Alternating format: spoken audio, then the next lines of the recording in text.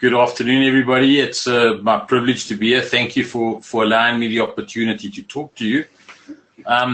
So as we know, we're talking about how to become a curious leader, and it's about, I'd like to start, I think, by contextualizing why this topic. So I think you will all appreciate that much has been written and much has been said about the future world of work. You can't pick up a newspaper or a magazine or a Facebook page without something about the disruptors or the future world of work. And I think it's important that we spend a minute just contextualizing the context around which curiosity becomes an imperative for leaders of the future. So if we look at the disruptors and the future world of work, and most of you will appreciate these. What I've tried to do on the slide here is just put a couple of the most relevant disruptors that are going to shift the world that we work in. And as you can see on the slide there, we've got longevity. I'm looking at longevity. Harvard Business School has published a book recently called The 100-Year Life, which I'm sure many of you have read, which talks about life expectancy by 2025 reaching 100 years. It talks about, collapse of borders. We see borders collapsing in many countries. Here on South African soil or Africa, on this continent, we have the African Union saying that they would like a borderless continent by 2030. We understand and we know all about robotics and artificial intelligence and virtual reality and this man and machine coming together. That in turn causes shifting values. We can see that the values of human beings are shifting. We have what is called the rise of the smart machines, where a lot of jobs, certainly your top left quadrant jobs in terms of brain quadrants, could in the very near future, if not already now, be replaced by machines. Globally connected world, we have a new media ecology. So what you see on the slide there are some typical disruptors of the future world of work. Now, many of these we can go into in more detail, but I think it suffices to say that the world of work that we're moving towards, and in fact that we are in already, is going to become very unpredictable. It's going to, and we've all heard about the VUCA world of work, where the world of work is going to be very volatile. You can see from the slide that there's going to be an amazing amount of volatility as a result of these disruptors. There's going to be huge amounts of uncertainty. The complexity, the level of complexity is going to be something we've never seen before. And then, of course, ambiguity. So it is against this backdrop that we are seeing some essential skills for leaders of the future emerging. It's not to say that existing skills are not going to continue to be important, but we understand that there's an emergence of, let's call them new skills or skills that are currently existing but are going to need to be developed even more in order to deal with some of these disruptors.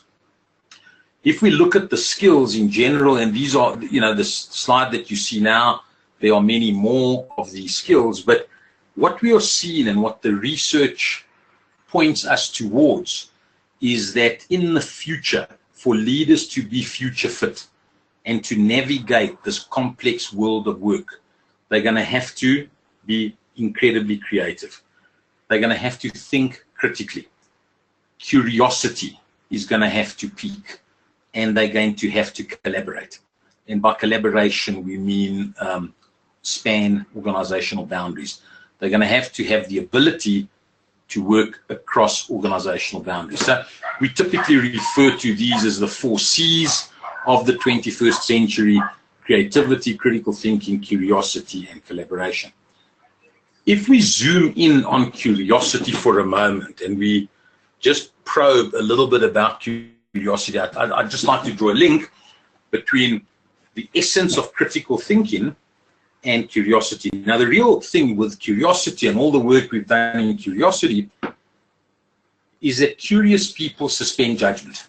And the moment one suspends judgment, the moment one is able to see things in different alternative perspectives, so too is that person able to think better, think critically. So there's a direct correlation between one's propensity to be curious and one's ability to exercise critical thinking. And in that complex world of work that I described a couple of minutes ago, the ability to navigate through this complexity, the ability to make sense of this big data is going to require incredibly high levels of critical thinking. So there's a direct correlation, if you want, a direct link between one's propensity to be curious and one's ability to think critically. And it is this curiosity that allows one to suspend judgment and, in fact, to identify the best fit problem solution. When we teach our leaders about problem solving, we talk, in fact, about problem dissolving. And it is only through enhanced curiosity that a leader is able to, in fact, not solve the problem at the same level at which it was created, but in fact, dissolve it in its component parts. So that's just to show that there's, without a doubt, a link between curiosity and one's ability to think critically, to problem solve, and to innovate. If we just take it a little bit further, so why is it important to stay curious? And we understand that curiosity, and this has been an anthropological need for years, curiosity allows us to grow. It is through curiosity that one explores, we discover new things, we learn, we are able to attain higher levels of mastery. It's also interesting, however, that curiosity and anxiety, and I'll talk a little bit more about this later, but curiosity and anxiety are opposite sides of the same coin. It is our curiosity that is a counterbalance to certainty and the anxiety that uncertainty causes us. So whilst somebody may not be curious because of anxiety, they are anxious about what they may discover. They may be anxious about that which they do not know. In fact, it's the very curiosity that will help them navigate and go through that level of anxiety. So that's what we mean by the counterbalance to certainty. But it's through curiosity that possibilities are explored. One who is curious, a curious leader, stands in possibilities. A curious leader has passion. We have done much research around the correlation between curiosity and what we call directed passion. And people that are more curious about things, and we'll talk about different types of curiosity, are more passionate. Curiosity typically results in exploration, which allows us to probe beyond our knowns, what we call our knowns or our givens, and it allows us to find alternative ways to close out on a problem or whatever it is. Curiosity is an active movement. In fact, we've also, and not we, but neuroscience has demonstrated and it's shown us that curiosity has a direct physiological impact on the body, where curious people have a, let's call it, without getting into the physiology of it, have a better balance of neurotransmitters in the form of dopamine, in the form of reduced levels of cortisol, in the form of oxytocin. So there's a movement and a physiological benefit to being curious. Curious people have better relationships because they care, they are curious about others. It's about discovery. Curiosity liberates us, and in fact, it guides our attention. So a couple of points around why it is important to stay curious. Much of the research around curiosity has pinpointed, and there's conclusive evidence to support, that curious people, in fact, are healthy. And the health aspects come from what I mentioned earlier on, the improved balance of or between the neurotransmitters.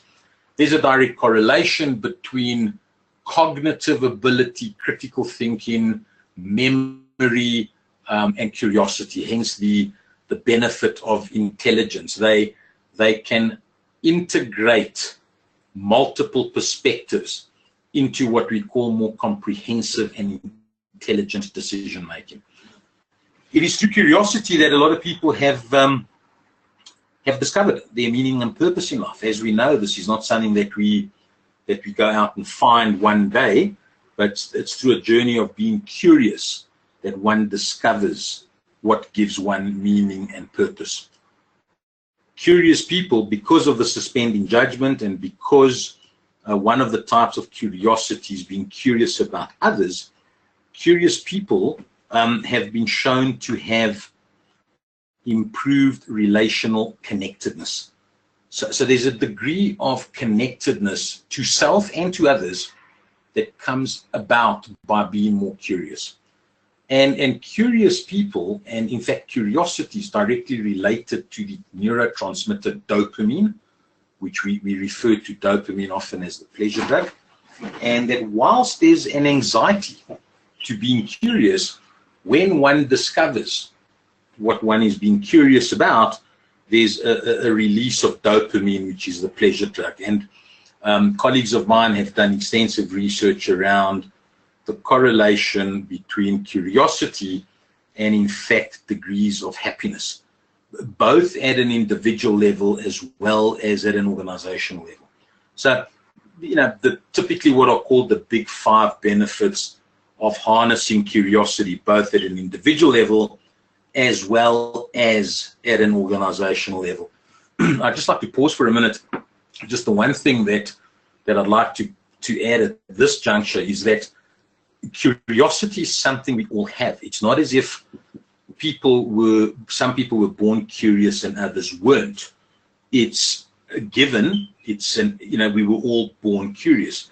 Now, given our life journeys, given our formative years, given the life-defining experiences we've lived through, that may have done something to our propensity to be curious. But it's about having it and unlocking it.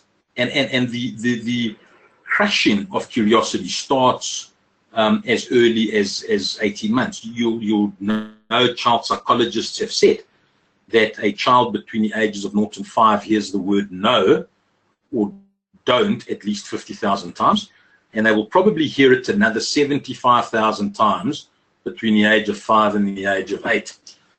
So this negativity, I want to call it, or this don't do that, don't go there, don't, why can't I do this, mom, because is almost ingrained from our primary formative years. And that is the start of the stifling of the curiosity enabler, as we call it. From a business perspective, we know that curiosity allows us to probe more intelligently about our customers. If you have a curious predisposition, you ask different questions with passion in comparison to somebody who is less curious. Curiosity allows us to expand our business acumen. Problem solving and in particular the client's problems are better solved, let's say, through someone who has a curious perspective. Effective negotiators, effective conflict resolution and negotiators have been found to be more curious. Curiosity directly linked to human-centered design thinking, some of the practices around human-centered design thinking. So curiosity has a direct impact on one's ability to innovate and to be more creative. And of course, curiosity allows us to connect. It allows us to engage, firstly, to self, because in being curious, one learns more about himself or herself. And then, of course, it allows us to engage and connect, not only to ourselves, but to other people as well. So there are personal benefits of being curious, but equally so, we've shown that, in groups of leaders where we have worked with them, to increase their propensity to be curious, which is, by the way, as I said earlier on, a teachable skill. Certainly, if we can't teach it, you can learn to unlock it. It does allow these benefits to come through in the business perspective. So what is curiosity? And curiosity is a sense of knowing. It's a want to know. It's about understanding that, in fact, you don't know it all, and you need to continue to seek, to search, and to seek the new. Different types of curiosity. So here are, three most important types of curiosity. There's some more, but these are certainly from a business perspective the most important ones. So diversive curiosity. The first one, some people are curious almost about anything, and anything that is new. People, new cultures, new geographies, new whatever, people will gravitate towards. But then they will flit. They will almost touch it like a butterfly and then move on, and then touch it and they move on. So diversive curiosity can, in fact, be a little bit distracting. It can be a little bit aimless. So curiosity, can it be bad? Absolutely. And diversive curiosity, when one doesn't pursue guided or purposeful and passionate curiosity, then that curiosity, in a sense, is, let's say, negative. It doesn't follow a process. It slides from one object of attention to the next, and it doesn't do much. When, however, curiosity is purposeful, it's transformed into a purposeful, passionate quest for knowledge about people, about a subject matter, about whatever it is. That is what we refer to as epistemic curiosity. And that is the curiosity that we work with leaders in developing.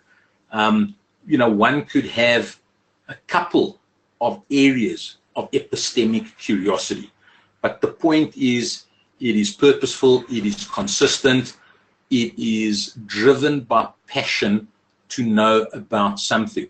And most importantly, it is usable, it is reusable. Curious leaders who have been trained or who have developed epistemic curiosity are able to do what we refer to as curiosity layering.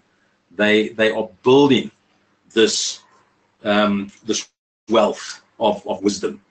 Then, of course, there's emphatic curiosity, the bottom of the slide there. This is about people. This is specifically about being curious about others. What makes them tick? So it's one thing to have good relationships with another person. It's a different thing to demonstrate emphatic curiosity, which again is purposeful, passionate curiosity, but this time aimed at getting to know more about how others think, feel, believe, etc., etc. It allows for a deeper level of connection. So in our work on curiosity, we typically find that these three are the three most important types of curiosity, if you want. We want to coach leaders to move a little bit away from the diversive curiosity into more epistemic and emphatic curiosity. Right. If we look at why are people curious and why are other people not curious, we talk about the 5 dimensions of curiosity. Now, remember what I said early on, everybody has to some extent a degree of curiosity. But in essence, the 5 dimensions of curiosity, you have people that are joyously curious. They follow what we call joyous exploration. Okay, this is a desire that one has to just know more, and they get a thrill out of learning and growing. It doesn't really matter if they will use the topic that they were curious about later on. It grows them. They get an excitement. They get passionate, and it's joyous exploration is nice, but it is not what we in business leadership language would call entrained curiosity. Okay. Deprivation sensitivity. This is about the anxiety component of curiosity, which drives curiosity. So being anxious about not knowing something makes us want to know. So the anxiety of not knowing causes one to be curious and go out and almost get to know about that which he or she doesn't know. And we find that deprivation sensitivity type of curiosity particularly prominent when leaders are put into a situation where they've not had this experience in the past, they have no knowledge or prior learning. Now all of a sudden they become very curious about this thing, but it's almost to feed a sense of deprivation or lack of knowledge. Stress and anxiety tolerance, this dimension is about the willingness to embrace the doubt, so that you want to get rid of the confusion. You acknowledge that you're confused, you acknowledge you're anxious, and you want to get rid of the anxiety. It's not so much about needing the knowledge, it's more about getting rid of the anxiety. And people then become curious about, having to minimize stress and get rid of that anxiety.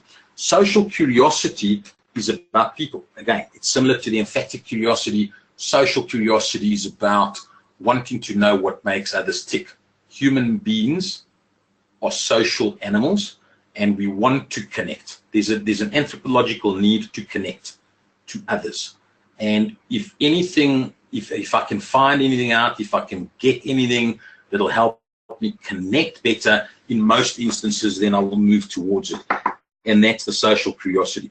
And then thrill-seeking, this is the willingness to take risk and to experience different experiences. And I'm curious about the thrill of the experience. It's more almost wanting that adrenaline boost that makes me anxious to try something.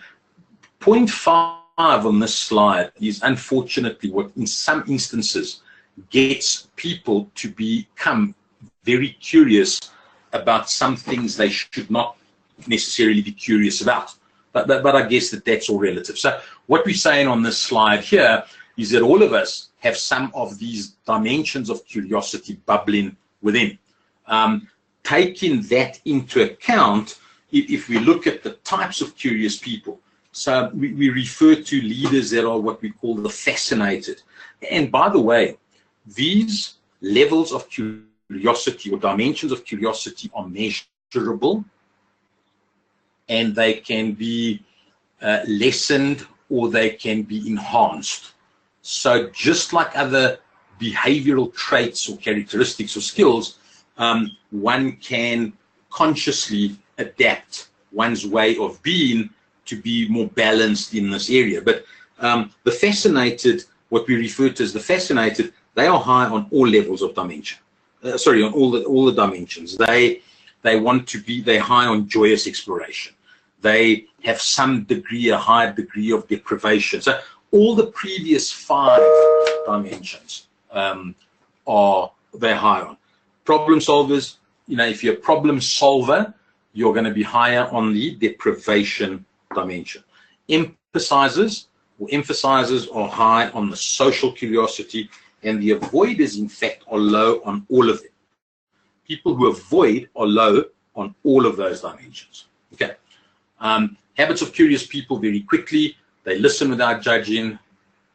They ask lots of why questions. The secret to becoming more curious is to suspend what questions and ask why. Curious people seek the new and unknown. It's not just about seeking it, it's seeking it with passion. Curious people are present. You cannot be curious in the past or in the future.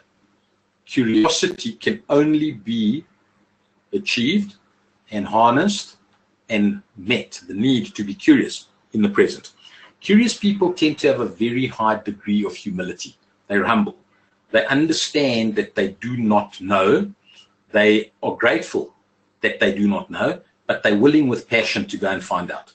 And they do so in the present, not in the past or the future. So there's a high dimension of personal mastery that overlays this as well. Curious people make time for being curious. They will set aside time to reflect. They will set aside time to do research.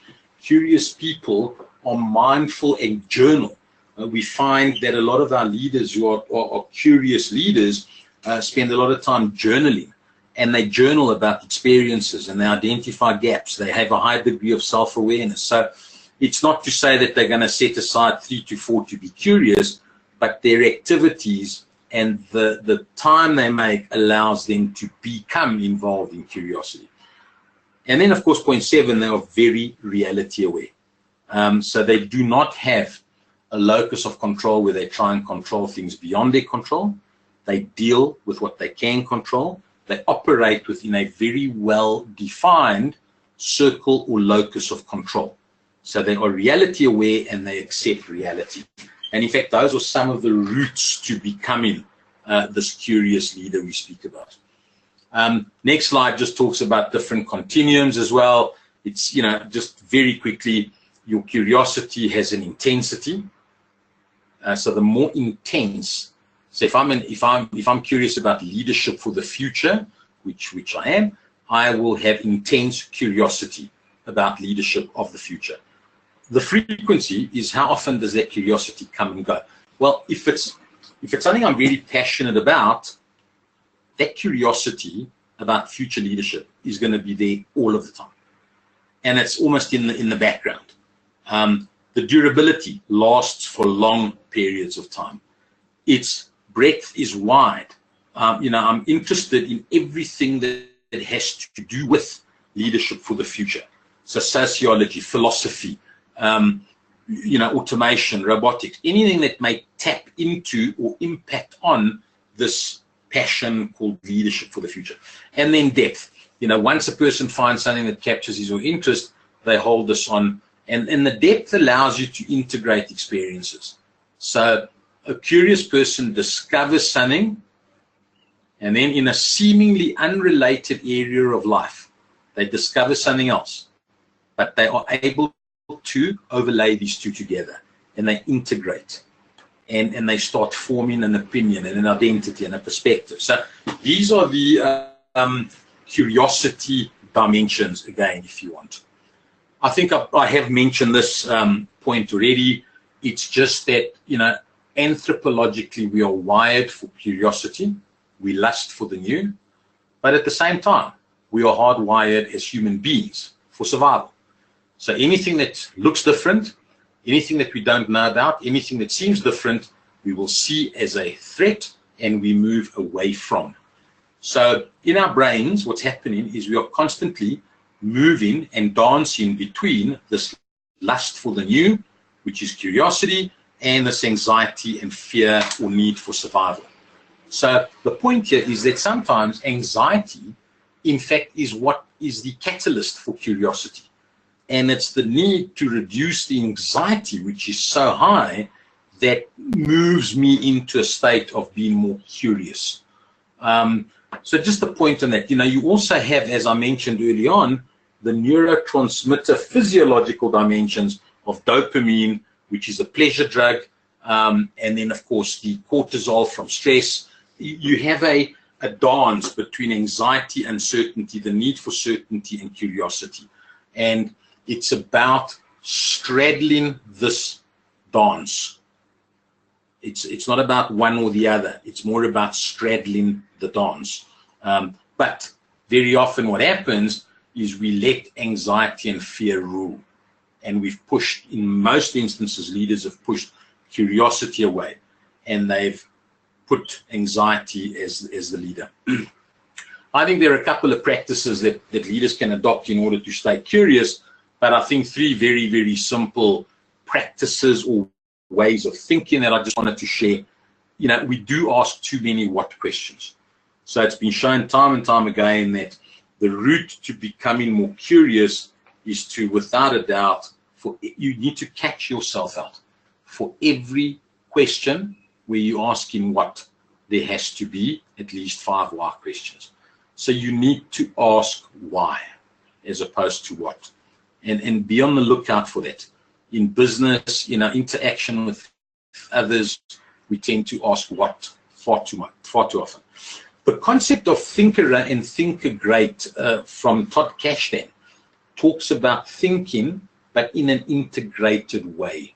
So the concept here is to stop and pause and reflect, and to look at seemingly different areas of your life, different experiences, different bits of knowledge that, in fact, if you integrate them, lead to something new. So it's about thinking, but in an integrated way. What we do tend to do is we think as human beings and as leaders in very siloed, almost, in compartments. And curiosity is unleashed when we start thinking and integrating our thinking across different knowledge perspectives. The last practice question, your teaspoons, we talk about the transformative power of attention.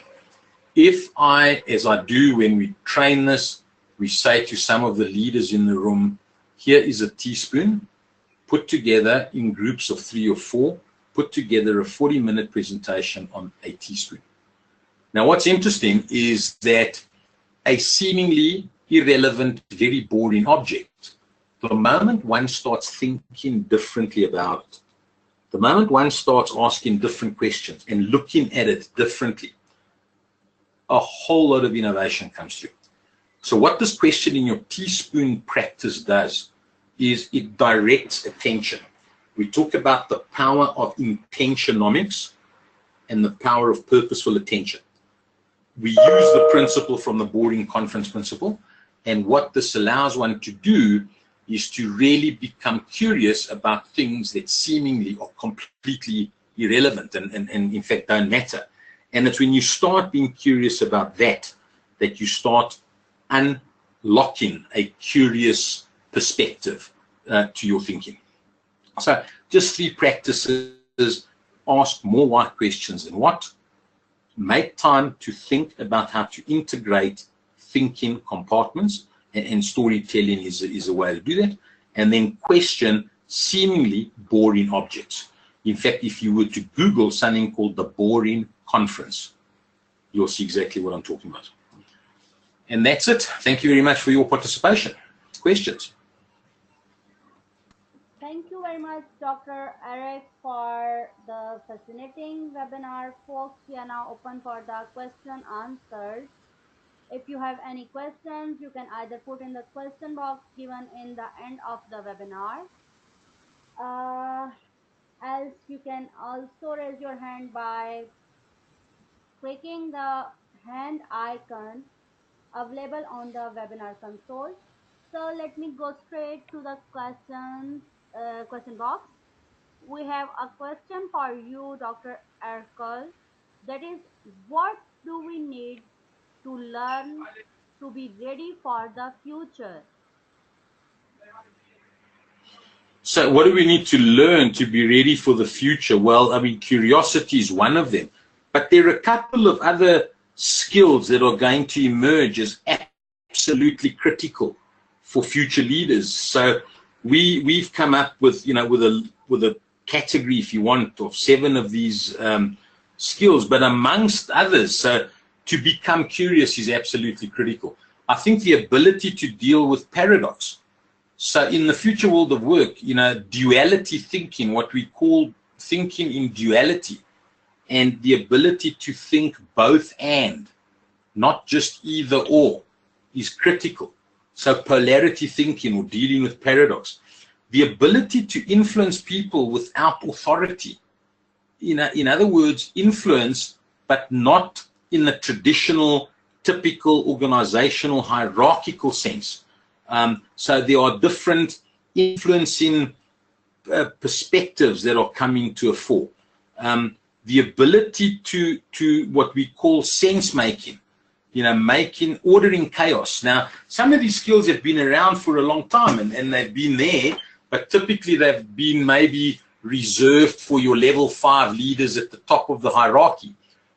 We are of the opinion that in the future world of work, those skills I've mentioned, the curiosity, dealing with paradox, influencing without authority, sense making, and then of course collaboration, the ability to understand deeply how to collaborate and span boundaries are going to be critical at all levels across all organizations.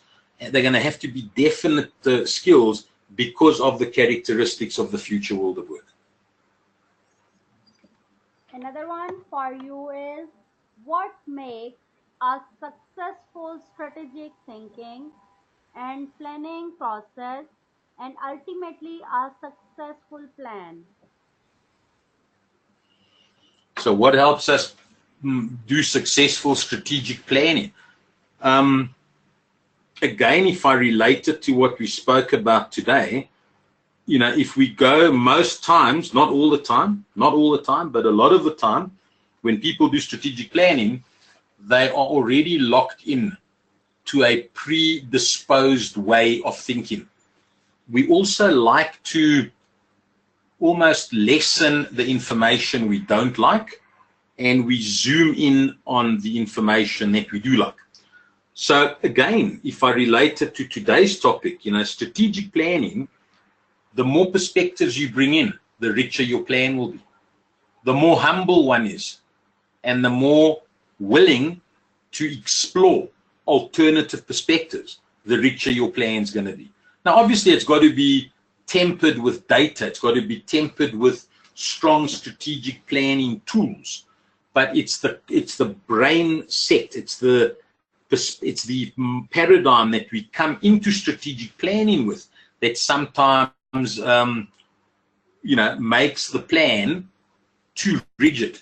Now, all of what I've said today, we find that it allows leaders to have a plan that is strategically flexible.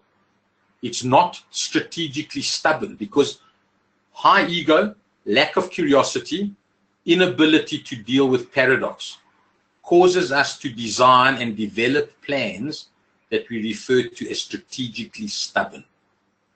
You don't want to develop a plan and a strategy that is strategically stubborn, but you also don't want to get into what we call strategic drift and strategic opportunism. So you want to balance it. You want a degree of strategic agility, and that'll only come about by going into your strategic planning with some of the skills that we spoke about early on. Thank you for brief answer. We have another one for you. That is, what do we need to make routine in order for our strategic imperative to be achieved? Sorry, can you repeat that? What do we need to be? To make routine in order for our strategic imperative to be achieved.